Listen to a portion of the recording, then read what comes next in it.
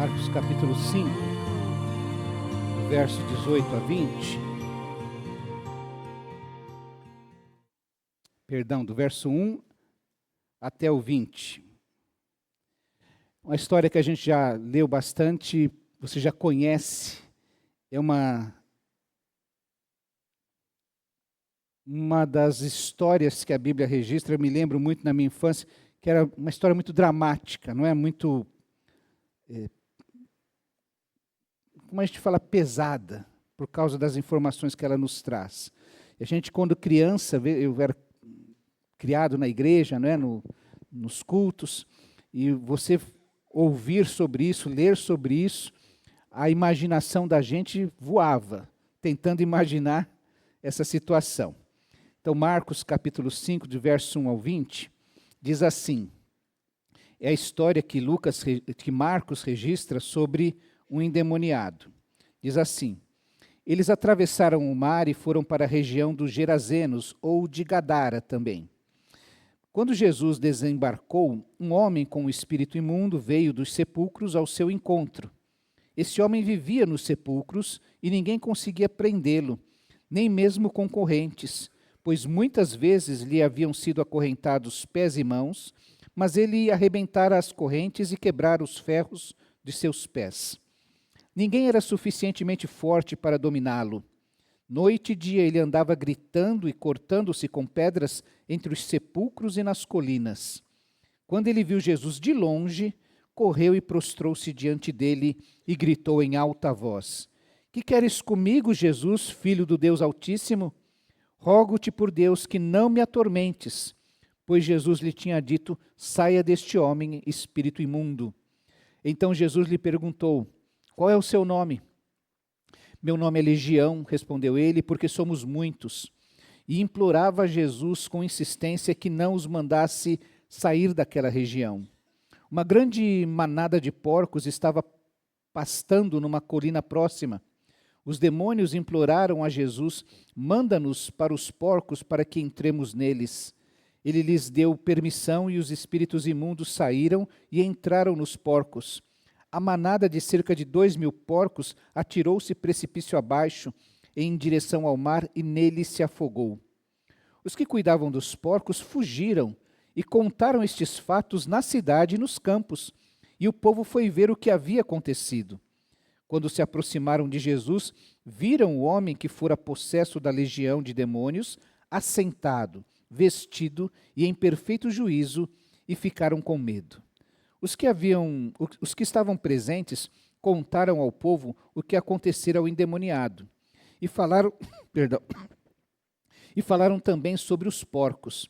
Então o povo começou a suplicar a Jesus que saísse do território deles.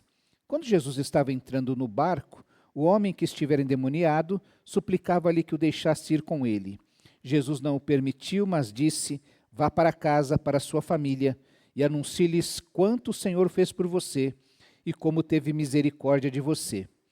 Então aquele homem se foi, começou a anunciar em Decápolis o quanto Jesus tinha feito por ele, e todos ficaram admirados. Vamos orar mais uma vez?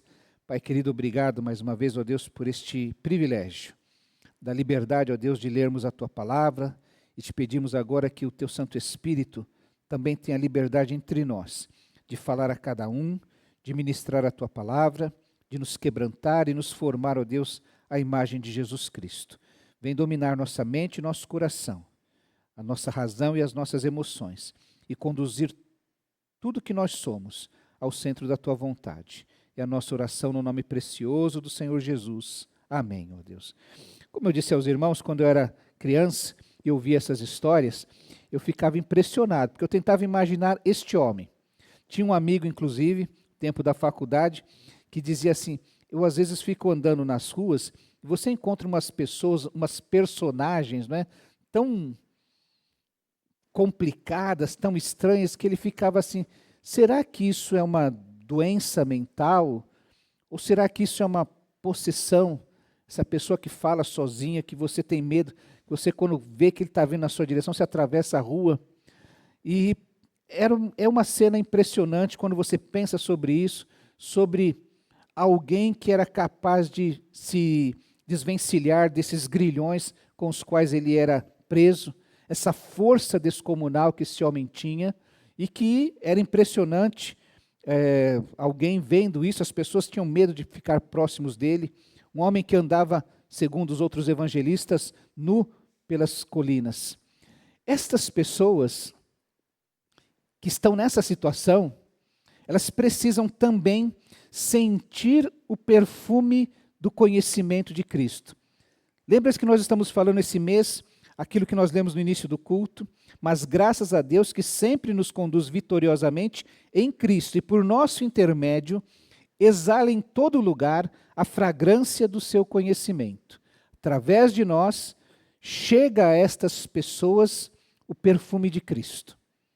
Chega esse odor de Cristo para tocar na vida destas pessoas. O conhecimento de Cristo, então, afasta, tem o poder de afastar essa presença demônica e demoníaca na vida das pessoas. O conhecimento de Cristo tem poder de trazer libertação da opressão demoníaca ou maligna na vida das pessoas. Os irmãos vão lembrar que nós já falamos sobre isso, que o inimigo ele tem poder de nos tentar, a todos nós, todos os dias, em qualquer circunstância, ele tem o poder de nos tentar. Aliás, ele é chamado de o tentador, porque ele faz parte da sua ação contínua nos tentar. Ele também é capaz de nos oprimir. Situações em que nós sentimos a sua presença, o hálito do inimigo, tão próximo de nós, nos oprimindo, afligindo, trazendo angústia sobre a nossa vida. Nós temos um exemplo tão próximo de Jó, uma permissão de Deus sobre ele. Nós temos o exemplo do apóstolo Paulo, com aquele espinho na carne, que era um mensageiro de Satanás para oprimi-lo, para gastá-lo naquela sua ação. Mas o inimigo não é capaz de nos dominar, de nos incorporar, de nos possuir, como nós dizemos. Então, nós temos um tempo, uma gradação que o inimigo pode se aproximar de nós, mas não para além daquilo. Hoje, eu gostaria de pensar com os irmãos, por exemplo, sobre essa expressão, dessa influência que o inimigo tem, que é demônica, não chega a ser demoníaca. Como eu falei, existem gradações. E quando a gente pensa nessa ideia de demônico, é que se refere a essa ação do mal, que está expressa em muitas coisas, e que não precisa necessariamente que uma pessoa esteja possuída por um demônio para que ela esteja agindo de maneira demônica. Eu ouvi recentemente, uma pessoa compartilhou comigo que houve pessoas que foram convidadas a se retirar de uma instituição por causa do seu comportamento racista. Ah, coitada desse racista, porque ele estava dominado por um demônio do racismo, e aí ele fez isso. Não. Essa influência, como foi dito, né, as crianças elas aprendem a ser racistas, elas não nascem racistas. Elas nem sabem. Eu me lembro de uma criança que, isso já faz muitos anos, século passado, né, passava aquela novela Escrava Isaura. E lá mostrava aquele tempo do Brasil colônia, que os negros eram escravizados, né? E ela começou a achar que ser negro era ruim. E falou para a mãe dela, né, que o negro tal. E ela falou, mas você quando vê o irmão fulano, que é negro lá na igreja, você corre nos braços dele, pega nele. Não, mas ele não é, ele é diferente. Ele é meu irmão. E ela tinha então aprendeu com a novela que ela devia odiar os negros, mas o irmão da igreja, ela corria no colo do irmão que ela amava. Isso é aprendido. Isso não é uma coisa que a gente nasce sabendo disso. E existem muitas coisas em nós, hoje, na nossa sociedade, que são demônicas, porque tem essa influência do mal. Quer ver uma coisa interessante? Que eu já estou fazendo aqui, aproveitando para fazer um alerta. As eleições estão se aproximando. Aquela pessoa que chega para você e começa no seu ouvido, não, que você isso, que você aquilo, que Jesus ele era de direita, ou então, no contrário, Jesus era de esquerda, e se você não for igual Jesus, ela não tem um demônio nela, mas ela está sob uma influência demônica. Essa ideia de polarização, que divide famílias, que divide igrejas, que divide a sociedade, porque faz parte do mal promover o caos, um ambiente caótico. Todo ambiente caótico é um ambiente que está sob a influência demônica. Um lar que existe sob gritaria, ele está sob uma influência demônica. Nós não fomos chamados para isso. Lembra que gritaria, inclusive, é obra da carne, não é obra do espírito. Então, tem esse ambiente que tem essa influência do inimigo, do mal. A nossa sociedade está assim, não é? A ponto das crianças que nem entendem direito fazerem um mal sobre um coleguinha porque têm aprendido a ser racistas. Ou chega em nós adultos e por causa da nossa coloração política criamos dissensão na nossa família ou na nossa sociedade, na nossa própria igreja. Em contrapartida, existe aquele que é endemoniado, que não somente tem essa influência do mal, mas que é possuído pelo mal. Ele está escravizado pelo mal. Então, a gente quando pensa nisso, pensa nessa condição restrita deste homem aqui, que estava possesso. O corpo e as suas faculdades estavam sob o domínio direto de uma força maligna. Às vezes está uma força indireta, os pensamentos errados. E aqui esse texto ele fala pelo menos sobre 4 situações. A primeira, quando ele trata do endemoniado em si. E até o versículo 5, ele descreve quem era esse homem. Ele diz assim, a partir do verso 2, quando Jesus desembarcou, um homem com espírito imundo veio dos sepulcros ao seu encontro. Este homem vivia nos sepulcros, e ninguém conseguia prendê-lo, nem mesmo com correntes, pois muitas vezes lhe haviam sido acorrentados pés e mãos, mas ele arrebentara as correntes e quebrara os ferros dos seus pés. Ninguém era suficientemente forte para dominá-lo, e noite e dia ele andava gritando, cortando-se com pedras entre sepulcros e nas colinas. Então, quem é o endemoniado? Ele é um escravizado. Ele é dominado. Seu coração, suas faculdades, seus sentimentos, tudo está sob o domínio do inimigo. Ele é escravizado. Ele é dominado e ele faz aquilo que o demônio deseja. Ele é instrumentalizado. Ele não somente está escravizado, porque o escravo, tem escravo que ele não, nenhum escravo concorda em ser escravo, né? Mas ele mantém ainda alguma consciência de si. O endemoniado, ele está completamente instrumentalizado pelo demônio, tanto é que ele nem sabe o que está falando, nem sabe o que está fazendo. Ele não tem noção de que tem essa força. Por isso que este homem é um instrumento do inimigo. Essa força descomunal não é dele. É a força do demônio que trabalha nele e que age através dele, fazendo dele um instrumento das suas ações. E a pior ação que o inimigo, que esse demônio pode fazer na vida de uma pessoa, do endemoniado, é roubar-lhe a dignidade. Lembre-se que quando Deus criou o ser humano, ele o criou à sua imagem e semelhança. E por conta disso, o ser humano é a coroa da criação.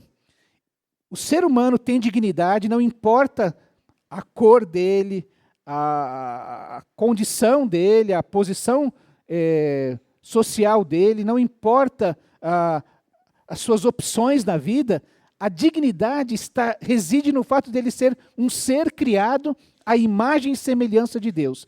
Mas quando o demônio entra, e essa é a ação do inimigo, ele é um contrafator de Deus, ele é aquele que quer desfazer as obras de Deus, e ele trabalha contra tudo que revela a glória de Deus, e o ser humano é um ser criado para revelar a glória de Deus.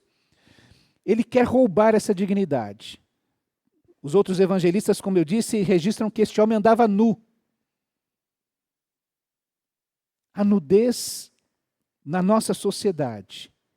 Inclusive, Paulo, quando fala aos Coríntios, fala sobre como a gente trata com mais decoro, com mais honra, as partes menos decorosas. Este homem que estava nu. Naquela sociedade, inclusive, se fosse no meio da Grécia, não teria problema. Mas para a sociedade judaica, era um desrespeito profundo. E sabe o que fazia? Este homem andava nu. Uma das coisas mais constrangedoras para nós é quando a gente tem que ser cuidado por alguém. E alguém tem que dar banho na gente. Né? Não sei se você já teve que dar banho em alguém ou ser cuidado assim no hospital, coisa desse tipo. E é um constrangimento tão profundo. Só que este homem, dia e noite, andava nu pelas ruas. Exatamente para mexer isso. Vivia nos sepulcros. O ser humano que foi trazido à vida, vivia no meio da morte. E gritando como os animais. Lembra que eu falei que nosso lar não pode ser um lar cheio de gritaria, que gritaria é obra da carne. E que os animais fazem isso, os seres irracionais fazem isso, se comunicam dessa maneira. Aquele homem, o demônio veio roubar-lhe a dignidade, tirar, ou desfazer, ou desfigurar a imagem e semelhança de Deus nele. Esse era o endemoniado. Esse é aquele que está possuído pelo inimigo. Isso existe, isso acontece. Um segundo elemento aqui, uma personagem, são os demônios, os próprios demônios. Veja que no verso 6 em diante, ele diz assim: quando o endemoniado viu Jesus de longe, correu e prostrou-se diante dele. Talvez aqui um resquício da humanidade deste homem e, com certeza, a consciência dos demônios sobre com quem eles estavam lidando. Quando ele viu Jesus de longe, correu e prostrou-se diante dele e gritou em alta voz: que queres comigo, Jesus, filho de Deus, do Deus Altíssimo? Rogo-te por Deus que não me atormentes. Pois Jesus lhe tinha dito: saia deste homem, espírito imundo. Então Jesus lhe perguntou: qual é o seu nome? Meu nome é Legião, respondeu ele, porque somos muitos. E implorava a Jesus com insistência que não os mandasse sair daquela região. Uma grande manada de porcos estava pastando numa colina próxima. Os demônios imploravam a Jesus: manda-nos para os porcos para que entremos nele. Ele lhes deu permissão e os espíritos imundos saíram e entraram nos porcos. A manada de cerca de 2.000 porcos atirou-se precipício abaixo em direção ao mar e nele se afogou. Aí nós temos então esses demônios. O interessante é que eles dizem assim, Jesus percebe que há um poder diferente naquele homem. Me lembro de um líder nosso que fez uma programação para o nosso estado. E no seu projeto, ele mapeou algumas regiões e ele usou a expressão que aqui existem uma concentração das trevas. Lugares onde o mal dominava, era um mal demônico, mas havia uma concentração daquela região. Você vai lembrar de algumas regiões em São Paulo que você fala assim, parece que todo o mal está ali. Quando você vê uma Cracolândia, até pouco tempo, aquela concentração do mal, não é? E gente que vive do mal, daquelas pessoas que estão, muitas delas, possessas. Quando você ouve o testemunho de pessoas que viveram na Cracolândia, que estiveram envolvidas com drogas, como foi a libertação que elas experimentaram, elas vão falar para você assim, eu estava escravizado.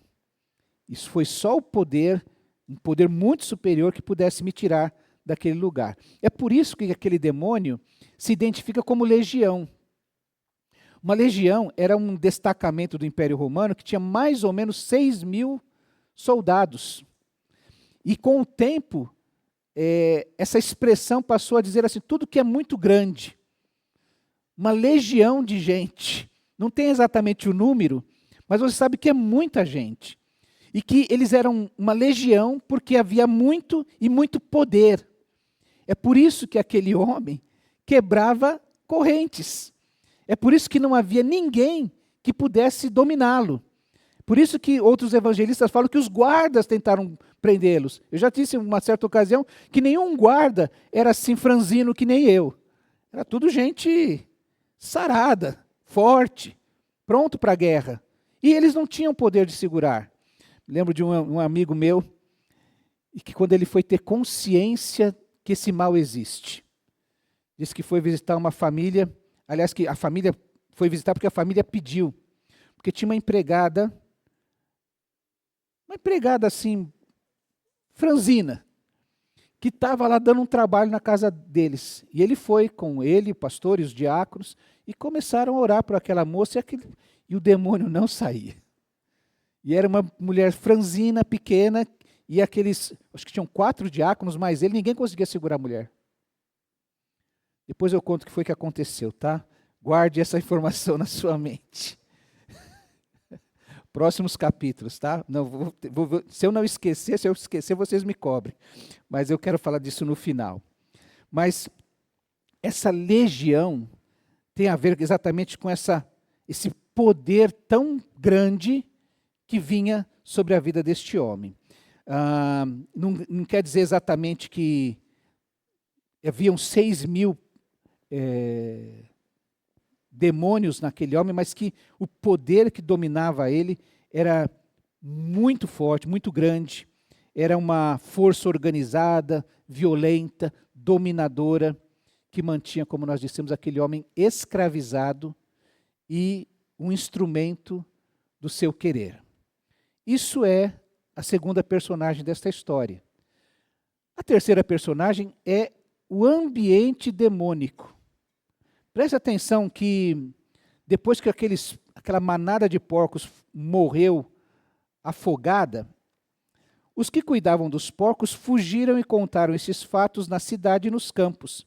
E o povo foi ver o que havia acontecido. Quando se aproximaram de Jesus, viram o homem ali que fora possesso da legião de demônios, assentado, vestido e em perfeito juízo, e ficaram com medo. Os que estavam presentes contaram ao povo o que acontecera ao endemoniado e falaram também sobre os porcos. Então o povo começou a suplicar a Jesus que saísse do território deles. Olha que ambiente demônico. Porque aquela região, aqueles porcos estavam sendo apacentados naquela região, porque era um negócio daquele momento. Aquelas pessoas viviam disso naquela região. E diante do prejuízo que Jesus lhes trouxe, eles falaram, Jesus, sai daqui, vaza, né? Como dizem os jovens, né? Vaza, porque a gente não pode ficar com você. Tem muita gente que tem medo até hoje de entregar-se a Jesus, porque faz um cálculo do prejuízo que eu vou ter. Quer dizer que se eu aceitar Jesus, eu vou ter que deixar de fazer isso? Eu vou ter que abrir mão de um prazer que eu tenho? Vou ter que abrir mão de alguma maneira do que eu faço? Eu contava para uma pessoa sobre aquela irmã que, tendo a sua vida promíscua, ela teria entrado na igreja, ela conta isso, né? Que ela entrou na igreja porque ela queria tirar uma colega da igreja. Então, você não pode viver ouvindo isso, você é mais inteligente que isso, você tem que sair de lá. Ela foi para a igreja para tirar essa colega da igreja. Chegando lá, teve um encontro com Jesus. E foi acolhida, e o pastor começou a estudar a Bíblia com ela, e ela começou a perceber, ela falou assim, que eu estudando a Bíblia, eu lendo a Bíblia, como nós vimos hoje pela manhã, aquela pessoa que começa, falou, poxa, eu achava que isso era loucura. Agora eu descobri que esse Jesus, de fato, existe, é vivo. E eu quero entender o que está acontecendo aqui. Começa a ler a Bíblia, estudar a Bíblia e ter fome disso. E ela disse que ela mesma percebeu que se ela quisesse ser amiga de Jesus, quisesse caminhar com Jesus, ela precisaria abrir mão de algumas amizades e de alguns lugares. Ninguém falou que ela tinha que fazer isso, mas ela percebeu que para poder caminhar com Jesus, ela teria que abrir mão de lugares e de companhias. Porque há lugares que são demônicos. Há uma concentração das trevas. E se você não for maduro o suficiente, as trevas têm legiões. São altamente poderosas. E podem fazer você sucumbir. Você se lembra que Jesus chegou para Pedro e disse assim, ó, Pedro, o inimigo pediu para cirandar vocês. Mas sabe o que eu vou fazer, Pedro? Eu vou orar por você para que a sua fé suporte. Que ela não seja vã quando o inimigo vier sobre você. Porque você sozinho não enfrenta. Você sozinho vai cair. São legiões. É muito poderosa. Aquela região vivia sob a influência do demônio. Como a Cracolândia, como a nossa sociedade hoje vive. Me lembro era jovem ainda, um jovem pastor, como eu era chamado naquela época. E a nossa prefeita foi no bairro lá para fazer uma palestra. Quem ama, se cuida. E distribuir camisinha para meninos de 11, 12 anos de idade. A campanha. Nossa, eu sei. É menos ruim, já que você vai ser promíscuo, que você se proteja. Proteja você e o outro. É menos ruim. Mas não é a mentalidade do cristão. Lembra que ontem a gente falou, olha, no namoro a gente tem intimidade espiritual, no noivado intimidade emocional e no casamento intimidade sexual física. É assim que a gente pensa. O mundo diz, não, 11, 12 anos, toma vacina HPG, né? E usa camisinha e ó, seja feliz, corre para a galera. Isso é uma influência demônica. Tá? Não precisa ter um demônio no corpo para fazer essas coisas, mas se viver sob essa influência. Jesus já havia dito, quando ele prega o Sermão do Monte, você lembra que o Sermão do Monte é uma compilação de todos os ensinos que Jesus vem pregando, em todos os lugares para onde ele vai. E quando ele fala sobre acumular tesouros nos céus, e ter olhos, que os olhos que nós temos, eles são a candeia do nosso corpo, o que nós enxergamos é o que nós permitimos entrar na nossa mente, no nosso coração. Isso vai dominar o nosso coração. Ele termina dizendo que se eu focar o meu olhar na coisa errada, essa coisa errada vai dominar o meu coração.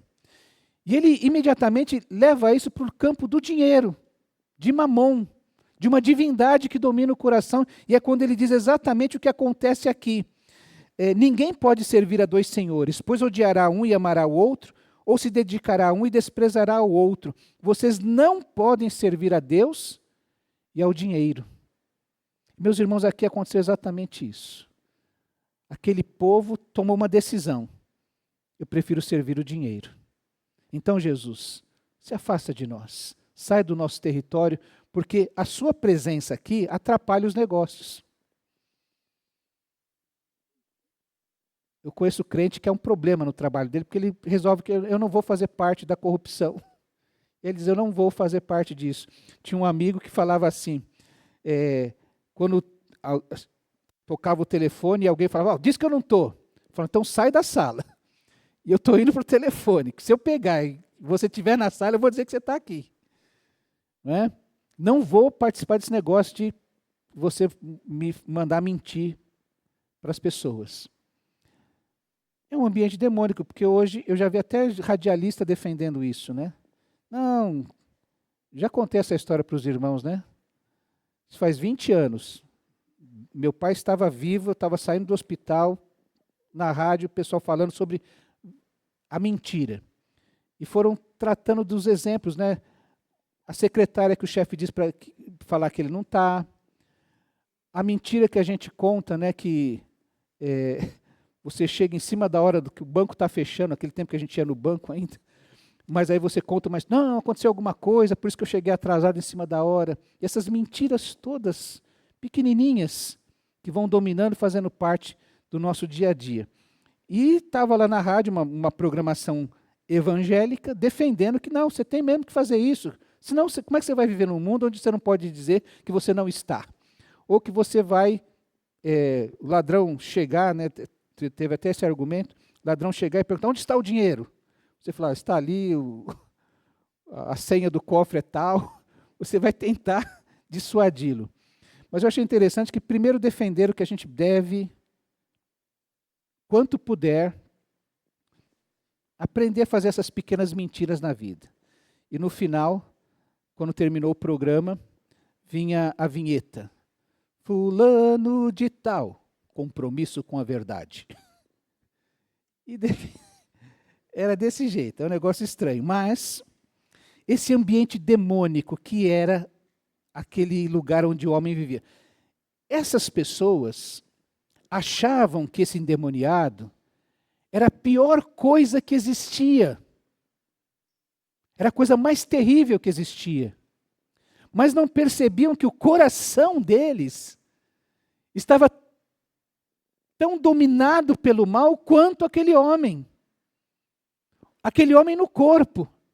Mas essas pessoas no coração, na mente, nos comportamentos.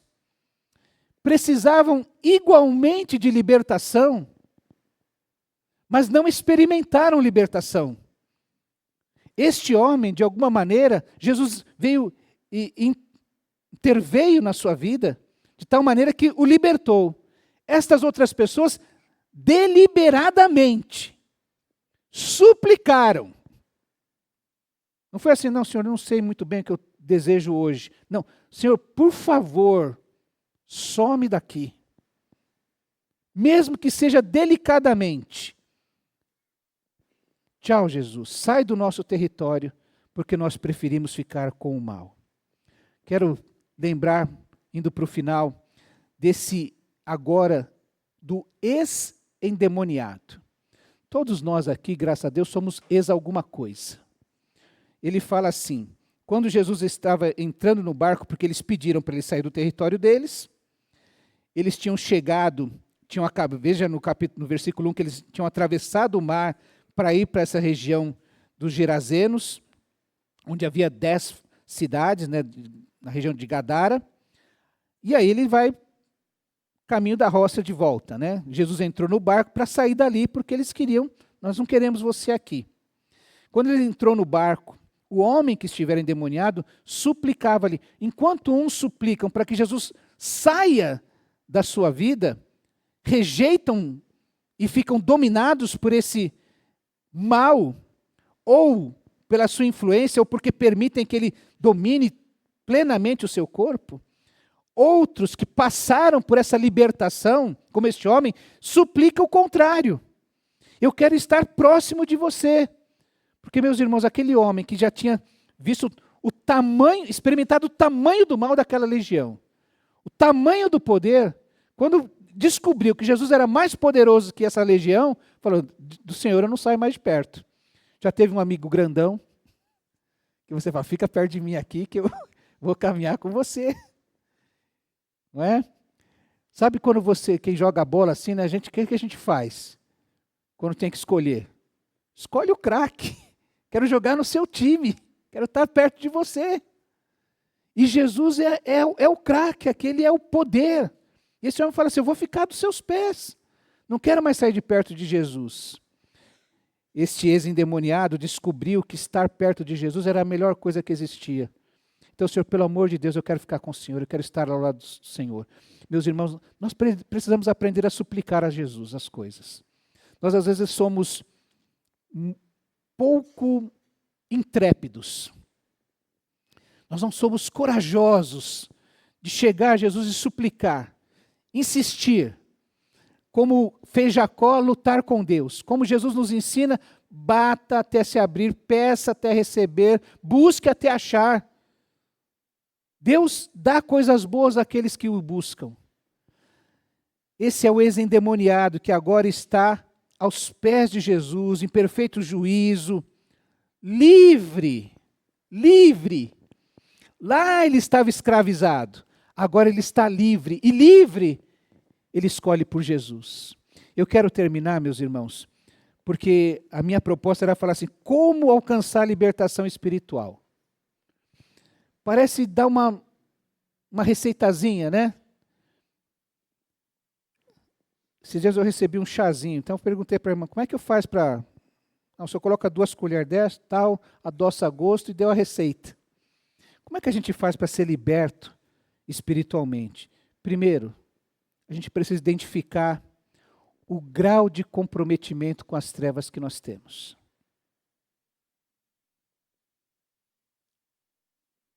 Identifique isso. Como nós vimos, existem pessoas que vivem nesse ambiente demônico e vai permitindo que isso vá tomando conta da sua mente e do seu coração. Aqueles que se abrem e se tornam amigos do demônio, permitem que ele entre na sua vida, no seu corpo, e passem a usá-lo como instrumento. Então, qual é o grau de comprometimento com as trevas que você tem?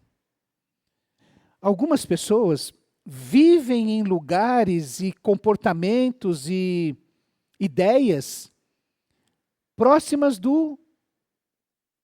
dessa concentração das trevas. Andam muito próximo do abismo. Você não fica preocupado? Tem muito pregador que prega assim, vem aqui, pisa assim, e você começa a olhar para o pé dele. Já, né? Você tira a tensão do rosto, começa a olhar se ele vai cair daí de cima. E tem gente, meus irmãos, que a gente começa a andar, que está andando assim, próximo do abismo, onde as trevas são mais concentradas. Não foi à toa que Paulo chegou para Timóteo e falou, Timóteo, sabe o que você faz? Tem coisa que você não adianta enfrentar. Foge das paixões da mocidade. Então você começa a andar muito próximo disso, e daqui a pouco isso está dominando você. Você está achando normal, normalizando o que não podia ser normal. E aí você está tendo um comportamento racista, preconceituoso, beligerante. E por quê? De onde veio isso? Se quem deveria influenciar você, se o seu exemplo deveria ser Jesus, de onde você aprendeu esses outros comportamentos? Talvez seja dos seus caminhos. Então, identificar o grau de comprometimento que a gente tem com as trevas. Como este homem, submeter-se ao poder de Jesus. Meus irmãos, não existe terapia, não existe anamnese, não existe remédio que nos liberte do mal espiritual. Só o poder espiritual que nos livra desse poder. Essa expulsão das trevas, ela acontece por causa de Jesus. É Jesus que no versículo 8 diz, saia deste homem espírito imundo. E é Jesus que no versículo 13 autoriza esses espíritos imundos a irem para os porcos. Porque ele é soberano. Ele é o poder que está sobre todo o poder. Quando você lê as crônicas de Nárnia, Aslan chega em um determinado momento e fala assim, a feiticeira branca, ela não sabia que existia uma magia, um poder que era anterior ao poder que ela tem. E por isso ela não percebeu isso. Que Jesus tem este poder. E por fim, meus irmãos, você quer ser liberto, ter uma libertação espiritual, então você vai identificar o seu comprometimento com as trevas, vai submeter-se ao poder de Jesus. Você não vai conseguir fazer isso sozinho. É só pelo poder de Jesus. É Ele que vai expulsar as trevas da sua vida. É Ele que é a luz, que clareia o caminho. É Ele que vai ser abrigo diante das trevas. É para Ele que você vai fugir quando as trevas estiverem próximas de você. E você vai fazer isso se abrigando em Jesus, obedecendo a Jesus. Quando chegar a hora assim, falar, o que eu escolho? Os negócios que a gente tem com os porcos aqui, ou seguir a Jesus? você seguir a Jesus. Eu quero terminar lembrando de uma coisa. Eu falei do endemoniado, dos demônios, daquele povo demônico e do ex-endemoniado. Eu quero lembrar de Jesus agora. Por quê?